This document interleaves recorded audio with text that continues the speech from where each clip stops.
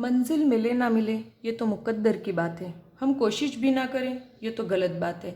ज़िंदगी ज़ख्मों से भरी है, वक्त को मरहम बनाना सीख लो। हारना तो एक दिन मौत से भी है, फ़िलहाल दोस्तों के साथ ज़िंदगी जीना सीख लो। लेकिन हर एक दोस्त हमारे पास हो यह ज़रूरी तो नहीं, इसलिए इस पत्र लिखने की आवश्यकता महसूस हुई। आज हम पत्र लेखन सीखेंगे।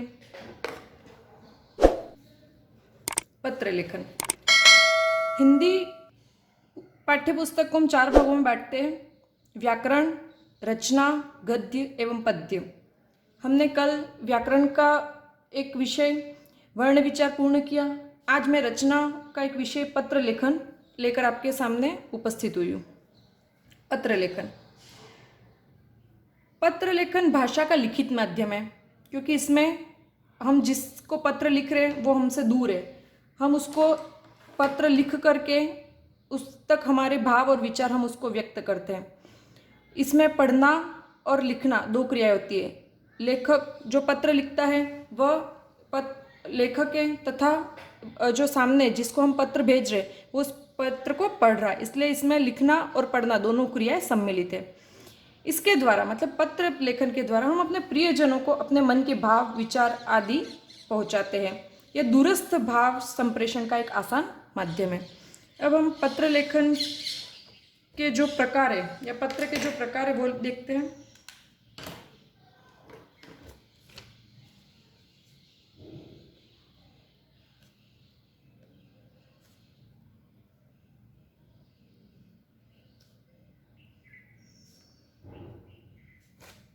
आपको ज्ञात है पत्र लेखन के कितने प्रकार हैं?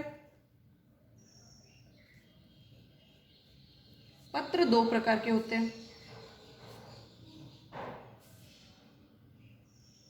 एक औपचारिक पत्र, जिन्हें अंग्रेजी में ऑफिशियल लेटर कहते हैं। औपचारिक पत्र तथा अन्य है अनौपचारिक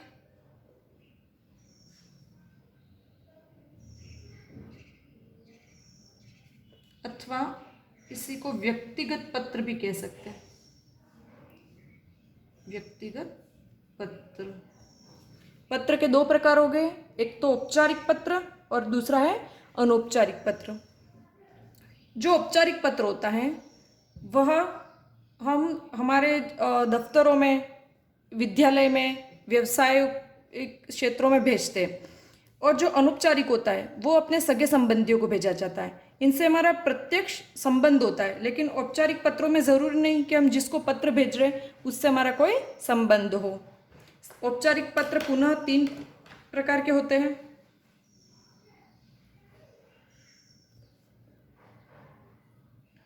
भेद है इसका प्रार्थना पत्र। हम हमारे विद्यालय में प्रिंसिपल सर को, हमारे जो प्रधानाध्यापक महोदय होते उनको शुल्क मुक्ति के लिए, अस्वस्थता के खातिर 1 या 2 दिन के अवकाश के लिए, टीसी के लिए, चरित्र प्रमाण पत्र के लिए अनेकों प्रकार के जो प्रार्थना पत्र लिखते हैं वो इस श्रेणी में आते हैं। दूसरी श्रेणी है व्यावसायिक पत्र।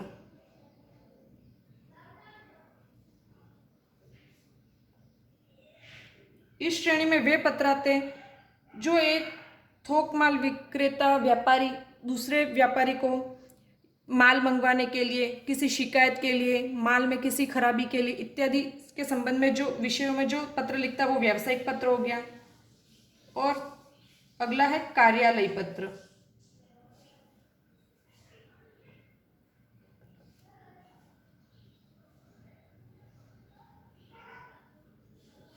कार्यालयी पत्र, ये पत्र एक विभाग द्वारा दूसरे विभाग को भेजे जाते हैं, वो सभी पत्र कार्यालयी पत्र कहलाते हैं। आज हम प्रार्थना पत्र का जो प्रारूप है वो देखेंगे। पहले एक छोटे से नमूने के द्वारा मैं स्पष्ट कर देती हूँ। प्रार्थना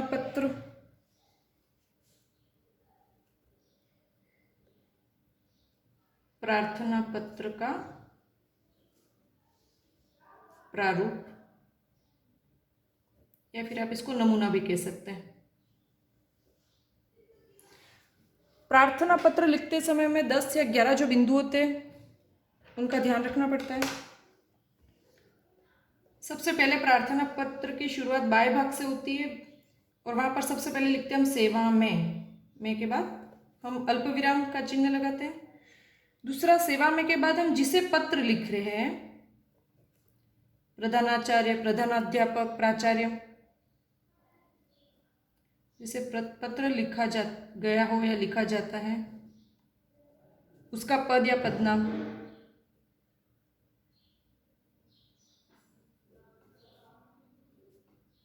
जो मैं आपको पत्र में बता दूंगी। तीसरे विषय में हम लिखते हैं फिर जैसे हम विद्यालय के प्रधानाध्यापक को लिख रहे हैं तो विद्यालय का नाम एवं पता। उसके बाद हम एक लाइन छोड़ के लिखते हैं विषय। विषय के बाद हम संबोधन, जैसे महोदय, महोदया, मान्यवर, मान्यवर, महोदय, महोदया,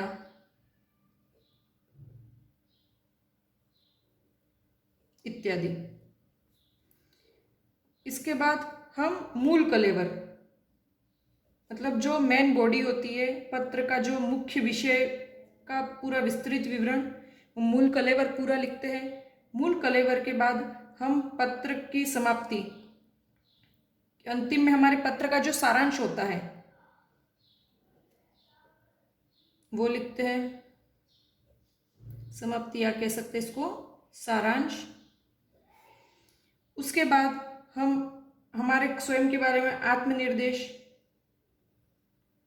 खुद का परिचय देते हैं, जैसे आपका आज्ञाकारी शिष्य, शिष्या, प्रार्थी, भवदीय, भवदीया, प्रार्थी, भवदीय आदि। उसके बाद हम पत्र लेखक, मतलब स्वयं पत्र लेखक या स्वयं का नाम, पता इत्यादि, है ना, नाम, पता, कक्षा, जो भी बाकी विवरण है वो लिखते हैं और अंतिम में दिनांक। और इस तरीके से एक संपूर्ण औपचारिक प्रार्थना पत्र संपन्न होता है। आज हम प्रार्थना पत्र लिखना शुरू करते हैं। प्रार्थना पत्र हमेशा एक पूरे पृष्ठ पे लिखा जाए। कभी भी ज़्यादातर बच्चे गलती करते हैं, जैसे 1-2 लाइन ऊपर लिखी हुई है फिर भी नीचे वो प्रार्थना पत्र प्रारंभ कर देते हैं, लेकिन ये गलत तरीका है। हमेशा प्रार्थना पत्र का प्रारंभ एक पूरे खाली पेज से ही करना चाहिए। तो चलो आओ लिखते हैं प्रार्थना पत्र में। सबसे पहले मैंने बताया आपको कि अपन क्या लिखेंगे, सेवा में। तो बाई दिशा से शुरू करते हैं, सेवा एक साथ और में अलग, में के ऊपर बिंदी और अल्प विराम का चिन्ह। सेवा में श्रीमान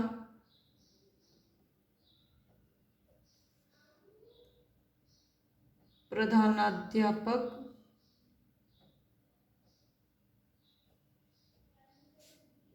महोदय।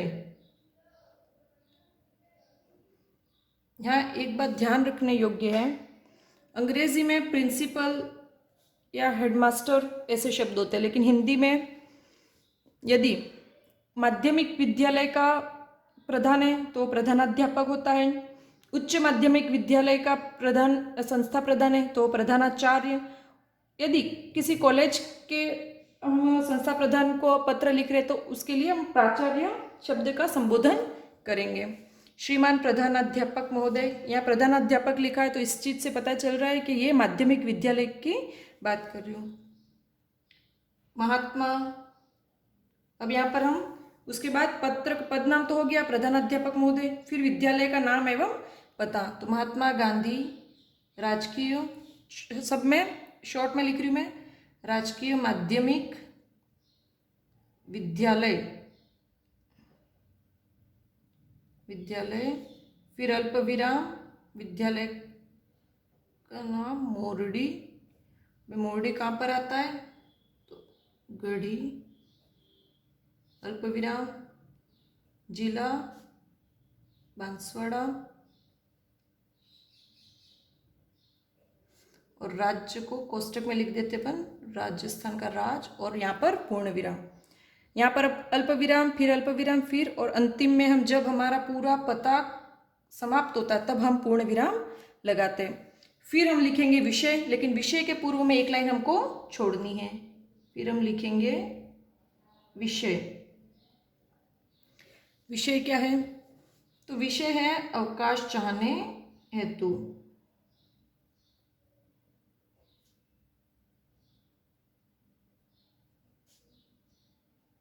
विषय बदलते रहते हैं, ऐसे भी लिख सकते थे अपन, 1 दिन का अवकाश चाहने हेतु, 2 दिन का अवकाश चाहने हेतु, या अवकाश चाहने बाबत, या जैसे कि भाई की शादी में भाई की शादी के लिए 2 दिन का अवकाश, 5 दिन का अवकाश, इस तरीके से। फिर अगली लाइन में यहाँ पर प्रधानाध्यापक है, तो यहाँ पर हमने महोदय, और यहाँ पर भी हम लिखेंगे महोदय। लेकिन अगर हमारे विद्यालय में एक प्रधानाध्यापिका है तो यहाँ महोदया, और यहाँ पर भी महोदया लिखा जाएगा, महोदय। फिर अल्प विराम का चिन्ह लगाएंगे। फिर यहाँ से हमारा जो मूल, ये संबोधन हो गया, महोदय, मान्यवर, जो भी लिखा जाए। अब मूल कलेवर, हमारा पत्र की मूल भाषा यहाँ से प्रारंभ होती है। सविनय, नम्र, निवेदन,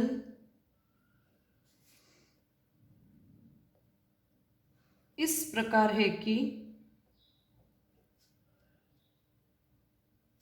है कि में हमेशा की मात्रा छोटी है ना, कि मैं आपके विद्यालय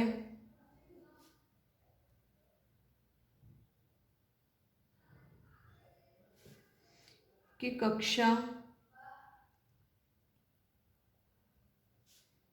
6 में अध्ययनरत छात्र हूँ। अपन आसान भाषा में लिख सकते थे कि मैं आपके विद्यालय में कक्षा 6 में पढ़ता हूँ। गत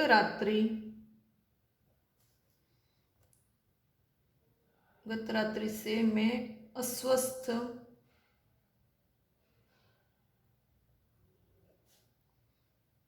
महसूस कर रहा हूँ। रात भर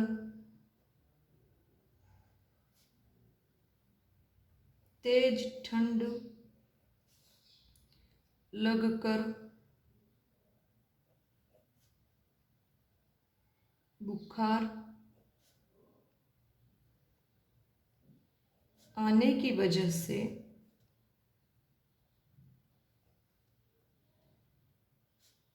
मैं आज दिनांक, अब यहाँ पर हम जो डेट है वो लिख देंगे, 10 सितंबर 2020 को विद्यालय में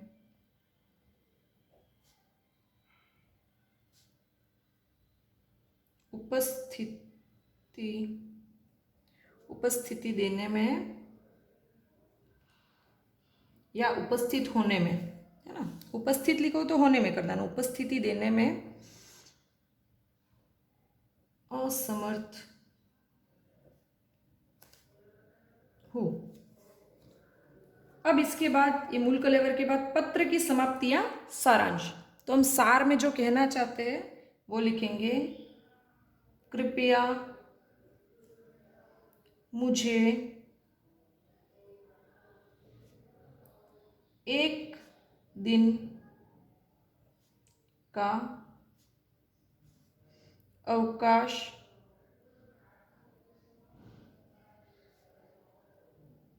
देकर अनुग्रहित करें। काफ़ी बार ये गलती देखी जाती है कि लोग कहते हैं कृपया मुझे एक दिन का अवकाश देने का कष्ट करें। एक ही लाइन में कृपा कष्ट, उसकी जगह बेहतर है आप लिखिए कृपया मुझे एक दिन का अवकाश की स्वीकृति प्रदान कर अनुग्रहित करें, या फिर कृपया मुझे एक दिन का अवकाश देकर अनुग्रहित करें। फिर हम लिखेंगे धन्यवाद।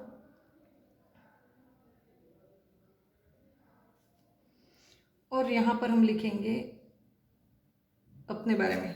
ये हो गया पत्र सारांश समाप्ति। अब आत्मनिर्देश या फिर जैसे प्रार्थी स्वयं के बारे में अब यहाँ से लिखेगा। आपका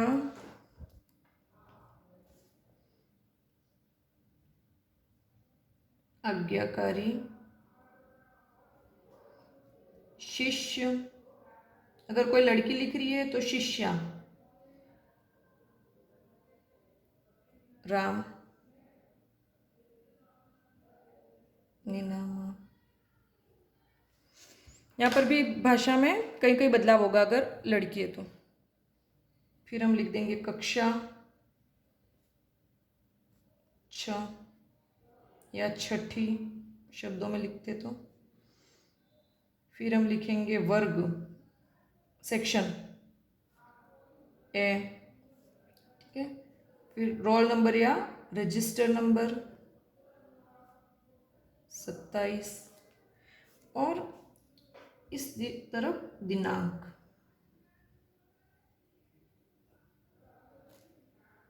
तो हमको 10/9/2020 जिस दिन को हम लिख रहे, इस तरीके से एक प्रार्थना पत्र संपन्न होता है। अगर आपको मेरा वीडियो पसंद आया तो please like share and subscribe करें, और दूसरे और आने वाले अपडेट के लिए बेल आइकन को क्लिक करें। धन्यवाद।